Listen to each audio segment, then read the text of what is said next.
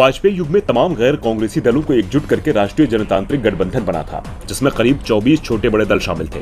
इनमें शिवसेना और शिरोमणि अकाली दल प्रमुख दलों में थे। देश की राजनीति और एनडीए के भीतर खासा उतार चढ़ाव आया, लेकिन फिर भी अकाली दल और शिवसेना का बीजेपी से नाता बना रहा।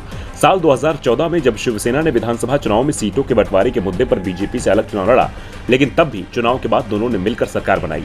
फिर साल 2019 में लोकसभा चुनाव तक बीजेपी और शिवसेना के बीच खासी दरार आ गई थी, लेकिन प्रधानमंत्री नरेंद्र मोदी और तत्कालीन भाजपा अध्यक्ष अमित शाह ने शिवसेना के साथ गठबंधन टूटने नहीं दिया और पहले लोकसभा फिर विधानसभा चुनाव में दोनों दल मिलकर चुनावी मैदान में उतरे और जीते भी।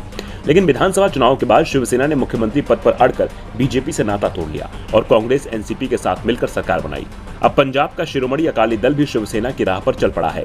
शिरोमणि अकाली दल ने एनडीए का साथ छोड़ दिया है, लेकिन इसकी वजह कोई सीट बंटवारा या चुनाव नहीं है। इसका कारण है सरकार द्वारा लाया गया कृषि बिल। कृषि बिल का पंजाब में अन्नदाता खासा विरोध कर रहे हैं और इसी के चलते अकाली दल के सामने अपने किसान जनाधार को बचाने के लिए कोई दूसरा चारा नहीं था। इसी को लेकर एनडीए के पुराने साथी रहे शिवसेना ने इस पर तंज कसा है। पार्टी ने कहा है कि वे इसे अब एनडीए नहीं मानते। शिवसेना नेता संजय राउत ने कहा है कि एनडीए के मजबूत स्तंभ शिवसेना और अकाली दल थे। शिवसेना को मजबूरन एनडीए से बाहर निकलना पड़ा। अब अकाली दल निकल गया, एनडीए को अब नए साथी मिल गए हैं। मैं उनको शुभकामनाएं देता हूं। जिस गठबंधन में शिवसेना और अकाली दल नहीं है, मैं उसको एनडीए नहीं मानता। अब देखना होगा कि संजय राउत के तंज पर बीजेपी क्या जवाब देती है।